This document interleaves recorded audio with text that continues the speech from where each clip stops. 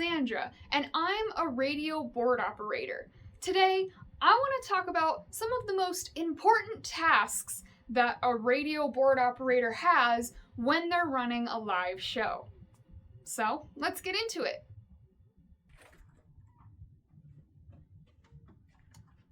When you walk into the studio, the first thing you want to check is if there's any sound. Because if there's no sound, you don't know what's going on the air, or if you're on air at all. So the first thing you need to do is check to make sure your board is in the right program. So here we have our studio buttons, and there's just 3 that we're going to pay attention to here. The program 1, which is in the studio what we're doing, the send button, which is our HD speaker, and the external, which is what's going over the air. So you can hear our HD speaker.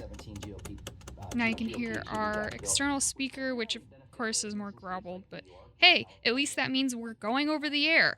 So the next important step here is you're going to want to plug in some headphones, and not regular headphones, not AirPods. You're going to need your 1/4-inch headphone here. And the reason why you're going to want to wear headphones is because this is going to help you control the audio levels a lot better. Now that we're running the live show, there's going to be 3 things we're going to pay attention to: sound, time, and communication with the host.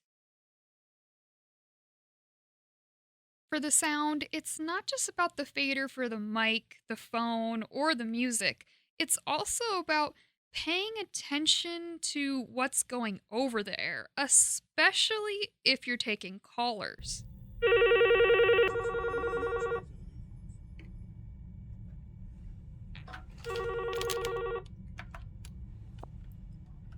This is the Brian Weefel Garden Show.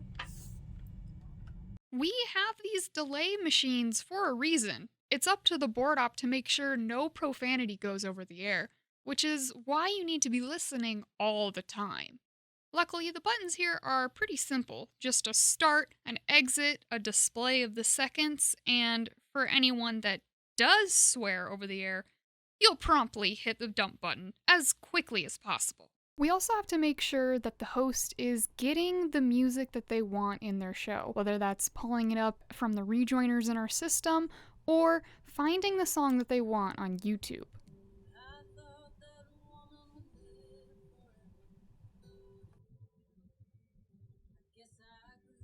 The next important task that a board op has to pay attention to is time. Now, timing out your show is one of the most important, if not the most important task that a board op has during a live show.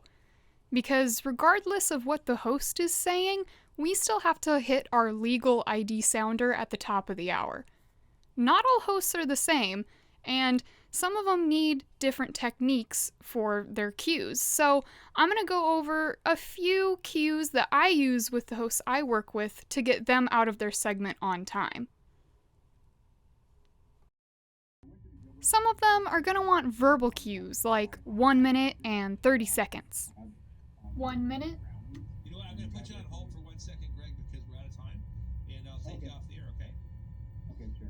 And Joan and Mark, I'll take you off the air as well. Appreciate the calls, folks. Hope you enjoyed the program. While others just need to hear their outro music in their ear to know that it's about time to get out. Take it to heart and make these changes. You guys have a great Thanksgiving. We'll see you in 2 weeks.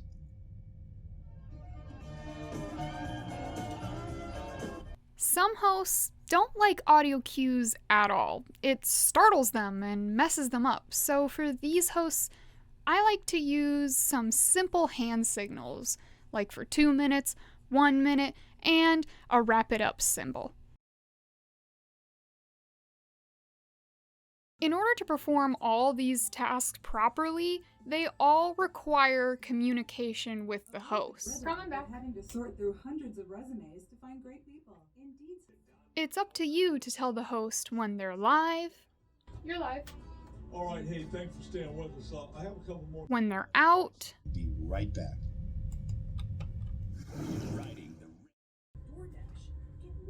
What, Don? Out in 4. Yeah, we'll start at about like 02, 03.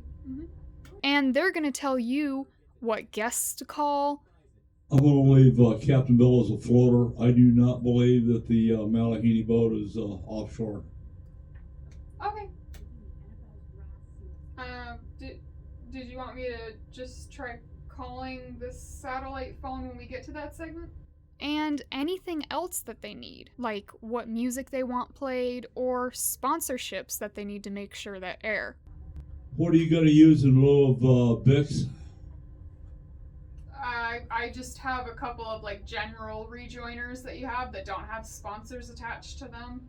They're just called a rejoin rack. Okay. Yeah. Generally, it's a good idea to develop a positive working relationship with the hosts that you work with the most. This is going to help your communication go smoother, it's going to help you perform your tasks to your best ability, and overall make your job go smoother. So just remember to pay attention to our 3 important tasks: sound, time, and communication with the host.